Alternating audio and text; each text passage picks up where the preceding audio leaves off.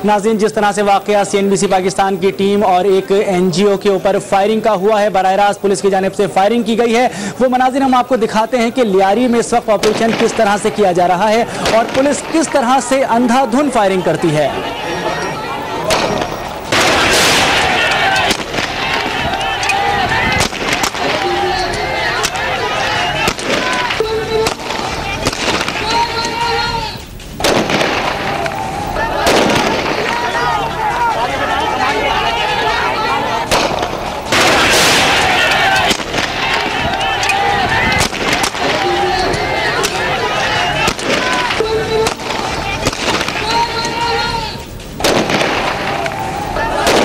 जी नाज़रीन, इस वक्त आप देख सकते हैं ये मुजाहिरीन पर फायरिंग की जा रही है। न सिर्फ आंसू गैस के शेल फायर किए जा रहे हैं बल्कि स्ट्रेट फायरिंग भी की जा रही है और बिल्कुल सीधे फायर किए जा रहे हैं मुजाहिरीन पर। ये अंदाज़ है सिंध पुलिस का, ये अंदाज़ है कराची के पुलिस का कि वो मुजाहिरीन पर स्ट्रेट फायर करते हैं, उनको न सिर्फ मुंतशिर करते हैं बल्कि कोशिश करते हैं कि अगर वो ज़ख्मी भी हो जाएँ तो उनको इससे कोई सरोकार नहीं होता। इस वक्त आप ये मनाजिर देख सकते हैं कराची पुलिस किस तरह से फायरिंग करती है और अपने फ़राइज़ को अंजाम देती है।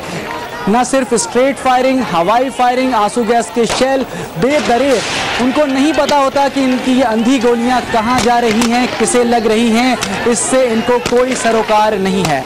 इस वक्त हमारे साथ मौजूद हैं, जिस वक्त आज ये वाक़या हुआ CNBC पाकिस्तान की टीम पर फायरिंग की गई, उनके साथ ही अल खिदमत वेलफेयर से ताल्लुक़ रखने वाली NGO से ताल्लुक़ रखने वाले अफराद भी थे जो अद्वियात, खाना और पीने का साफ़ पानी वहाँ पर लेकर गए थे। उनके साथ एम्बुलेंस थी, इनकी एम्बुलेंस को भी नुकसान पहुँचा है, इनकी एम्बुलेंस मुकम्मल तौर पर तबाह हो चुकी है।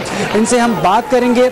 जी अब बताइएगा कि क्या वाक़या था जब ये फायरिंग सुनी गई। एक तो ये होता है ना कि जराइम पेशा अफराद वहाँ पर मौजूद हैं, जराइम पेशा अफराद ने आप पर फायरिंग कर दी हो, नहीं, ये फायरिंग हुई कहाँ से आपके ऊपर? बिस्मिल्लाहिर्रहमानिर्रहीम। सबसे पहले तो मैं CNBC का शुक्रिया अदा करता हूँ कि आज सुबह हमने इस इवेंट को मिल के साथ लेके चले और हमने अपने साथ एम्बुलेंसेस ली, लेडी डॉक्टर्स, मेल डॉक्टर्स, साथ में खाने का कुछ सामान लिया, हमने दवाइयाँ ली और पैरामेडिक स्टाफ हमारे साथ था। और हमारा मकसद ये था कि वहाँ के जो मासूम लोग हैं जो इस बड़े मुश्किल से दिन गुजार रहे हैं, उनके 5-6 दिन हो गए हैं और वो सब फाका कशी के अंदर हैं, तो हम जाके उन लोगों की खिदमत करें। तो हम CNBC की टीम के साथ उस इलाके के अंदर गए, जाके हमने जो है लोगों की अद्वियात फराहम की। तकरीबन 1000 से ऊपर जो है हमने पेशेंट्स वहाँ पे देखे, हमने लोगों के घरों में जाके खाना तकसीम किया।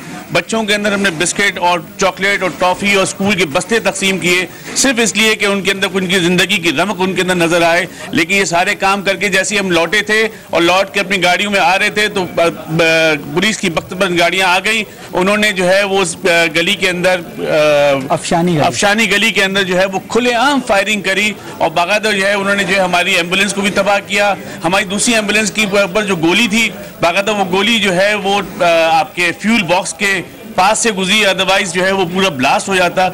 और बाकायदा हमने उस गोली का भी जो है वो अपने पास रखा हुआ है इसको। और इसी तरीके से हम जब वहाँ से निकलने लगे तो हम पर पीछे से भी फायरिंग की गई। बिल्कुल, ये वो गोली है नाज़रीन, हम आपको दिखाना चाहेंगे। ये गोली बिल्कुल इस गाड़ी के फ्यूल बॉक्स के साथ पेवस्त हुई थी जिसको इन्होंने निकाला है और इस वक्त आप इसका साइज देख सकते हैं। ये फायर होने के बाद ये कोई आम गोली नहीं है नाज़रीन, आपको बताएं कि आमतौर पर जो गोलियां होती हैं ये वो गोली नहीं है, ये एक मशीन गन से फायर की हुई गोली है। और इसका इस वक्त लंबाई देख सकते हैं। अमूमन फायर होने के बाद गोली जो है इतनी बड़ी नहीं होती, लेकिन ये एक बड़े साइज की गोली है जो अमूमन आपने देखा होगा कि रेंजर्स की गाड़ियों के ऊपर LMG गन लगी होती है, उस तरह की गोली से मालूम देती है। और ये गोली ऐन उस मकाम पर जाके पेवस्त हुई थी जिससे कुछ फासले पर गाड़ी का फ्यूल बॉक्स था। अगर फ्यूल बॉक्स पर ये गोली लगती तो गाड़ी एक धमाके के साथ जल भी सकती थी और फट भी सकती थी। जी आप ये बताइएगा कि आप क्या समझते हैं कि आपने आज वहाँ पर रिलीफ का काम किया, भरपूर तरीके से किया, तो आप क्या समझते हैं कि वहाँ पर वाकई में इतनी बड़ी तादाद में जराइम पेशा अफराद मौजूद हैं जिसके लिए इतनी बड़ी पुलिस की नफरी वहाँ पर तैनात की गई है? देखिए, अल खिदमत तो हमेशा पूरे पाकिस्तान में बल्कि पाकिस्तान से बाहर भी जब भी रिलीफ का काम होता है अल खिदमत वहाँ मौजूद होती है। चाहे वो अर्थक्वेक हो, चाहे वो सैलाब हो, चाहे वो जो भी इवेंट हो, उसके अंदर अल खिदमत ने अपनी जिम्मेदारियाँ अदा की हैं। और इसी हवाले से जब हम इस दियारी के लोगों को जो महसूर थे, जो वहाँ पर जो है बेचारे पाबंद थे, उन गलियों के अंदर बंद थे, हम उनके दरमियान रहे हैं। हमने अल्हम्दुलिल्लाह वहाँ कोई दहशतगर्द नहीं देखा, हमने वहाँ कोई इस तरह का मामला नहीं देखा कि वहाँ पर जो है वो लोग आ रहे हों। लेकिन ये कि आवाम जो है बेचारे भूखे मर रहे हैं, बेचारे वो अपने घरों के, बल्कि यहाँ तक कि प्रेग्नेंट वुमन का ये हाल था कि 2-3 प्रेग्नेंट वुमन को हमारी लेडी डॉक्टर्स ने जाके जो है सपोर्ट दी। सर आप ये बताइएगा कि जब आप वहाँ पर पहुँचे आप क्या समझ रहे थे? कोई खौफ था कि आप एक कितने खतरनाक इलाके में जा रहे हैं, या उन वहाँ पर जो मजबूर महसूर अफराद हैं उनका दर्द था आपके दिल में? असल में ये तो बात सही है कि जो जिस तरह की पिक्चर खींची गई थी कि वहाँ दहशतगर्द हैं, हम बड़ी एहतियात से वहाँ गए, लेकिन वहाँ जाने के बाद हमें ऐसा लगा कि लोगों ने हमें बड़ा ख्याल किया, हमारी बड़ी इज्जत की, हमें जो है बिठाया।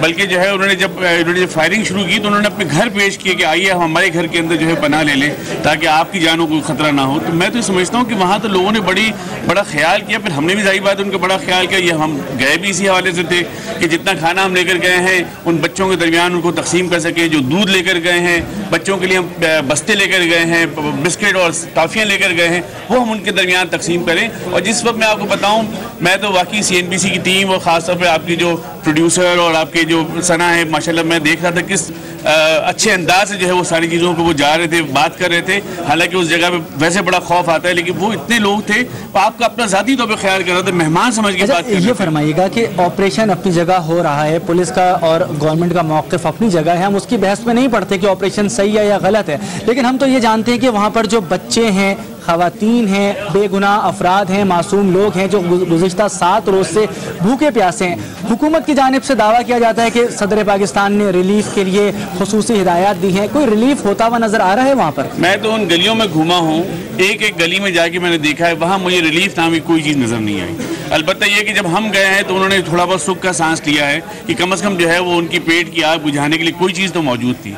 मैं उस घर में भी गया, उस बच्चे के घर में भी गया जिस बच्चे को कुचला गया था और बख्तरबंद गाड़ी के ऊपर के नीचे जाके कुचला गया था। उसकी माँ बहन और बहनें जो है जिस तरह धाड़े मार मार के रो रही थी, बड़ा दिल को बड़ा दुख पहुँच रहा था। लेकिन ये कि हमारी तो ये जिम्मेदारी है कि हम ऐसे मौके के ऊपर अल खिदमत हमेशा अपनी जिम्मेदारी अदा करती है, जाके लोगों की खिदमत करती है, लोगों का ख्याल करती है, लोगों का एहसास करती है। और वो इंशाल्लाह ये जितने भी लोग हमें गोलियां बरसा दें, इंशाल्लाह हमारे इरादे जो है कमजोर नहीं पड़ेंगे, हम अपना काम करते रहेंगे। बहुत बहुत शुक्रिया। अल खिदमत के कारकुनान हमारे साथ मौजूद थे और उन्होंने बताया कि वहाँ पर हुकूमत की जानिब से कोई रिलीफ के काम होते हुए नजर नहीं आ रहे हैं। वो 5000 अशिया खुर्दोनोश के बैग अभी तक लियारी नहीं पहुंचे हैं। सदर पाकिस्तान के रिलीफ कैंप में अभी तक एक शख्स आके नहीं बैठा है। इस वक्त मजबूर हैं, लाचार हैं लियारी के मजलूम अवाम।